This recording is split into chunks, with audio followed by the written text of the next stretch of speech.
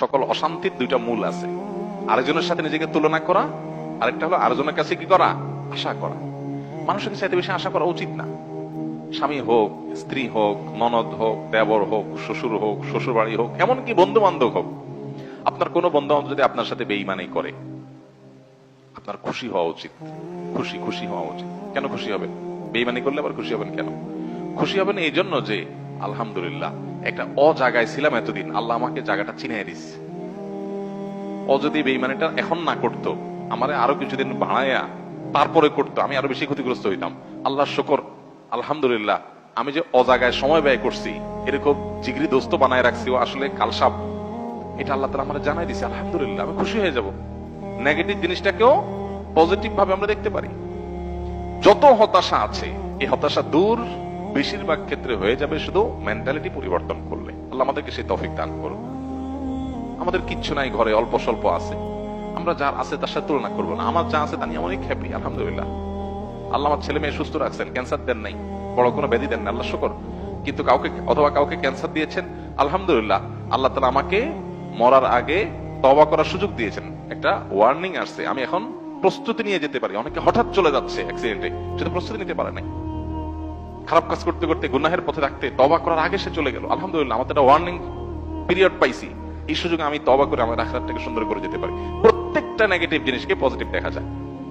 বিশেষ করে আজকালকার যে হতাশা, এগুলো বেশিরভাগই হলো আমাদের অনেক খাই স্বভাবের কারণে। আমরা ভাবখান, আমি এরকম অনেক মানুষ দেখেছি ব্যক্তিগতভাবে, আমি পরিচিত অনেক মানুষের সাথে, নাই ভাই কিচ্ছু নাই, ব্যবসা বাণিজ্য অবস্থা একবারে খারাপ। এরপরে দেখা গেল ছেলে ফেলে নিয়ে, বাচ্চা কাচ্চা নিয়ে উনি ব্যাংকক গেছে ঘুরতে। ভাই ব্যাংকক গেছেন ঘুরতে, আপনার না খুব অসুবিধা? ভাই এইটা তো 10-20-50 লাখ তো অ্যাকাউন্টে আছে, এটা তো কোনো ইয়ে না। আমি কোটি কোটি টাকার যে ব্যবসা আছে আমি সেটা কথা বলতেছি, ফ্যাক্টরি গুলা বন্ধ, হানতাম, কিন্তু ওনার সব চলতেছে। মানুষের চাহিদা যত বাড়ে সে তত দুঃখী হয়, চাহিদা যত কমে সে তত সুখী হয়। এই জন্যই কানাআত বা অল্প তুষ্ট থাকার শিক্ষা নবী সাল্লাল্লাহু আলাইহি ওয়াসাল্লাম দিয়েছেন। মুসলমান কখনো খাই স্বভাবের হবে না। যত বেশি খাই স্বভাব হবে, যত বেশি অন্যের কাছে আশা থাকবে, তত বেশি আপনি দুঃখী হবেন। এই জন্য এই জিনিসটা ছাড়তে হবে। কারোর কাছে আশা খুব বেশি করা যাবে না, এবং অন্যের সাথে কম্পেয়ার করা যাবে না। বিশেষ করে অন্য আমার চাইতে ভালো থাকলে ওটার ব্যাপারে কম্পেয়ার করা যাবে না। পৃথিবীতে আল্লাহ ছাড়া আর কারোর ব্যাপারে আশাবাদী থাকবেন না। এমনকি নিজের মা বাপও না, নিজের স্ত্রীও না, স্বামীও না, সন্তানও না, ভাই বোনও না, জিগরি দোস্ত না, কারোর ব্যাপারে না। আশা করেন, খুব বেশি আশা করে বসে থাকেন না। আশা করার পাশাপাশি এটার জন্য প্রস্তুত থাকেন, যা আশা করতেছেন তার উল্টাটাও হতে পারে।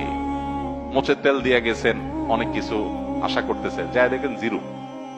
হাইসা দিবেন যে আমি তো বোকা ছিলাম, এই জায়গায় আমার নসিবে এটা বরাদ্দ ছিল না, অথচ আমি মোচের তেল দিয়ে আসছি। ভাও, কাঁঠাল খাওয়ার জন্য মোচের তেল দিয়ে আসছি, হাইসা দেখি কাঁঠালই নাই, কাঁঠাল পুরোটাই নষ্ট।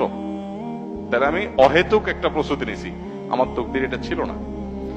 তো ইমানদার নিজের জীবনটাকে ইজি করার চেষ্টা করবে, সে সুখী থাকবে ইনশাআল্লাহ তাআলা। আল্লাহ আমাদেরকে তৌফিক দান করুন।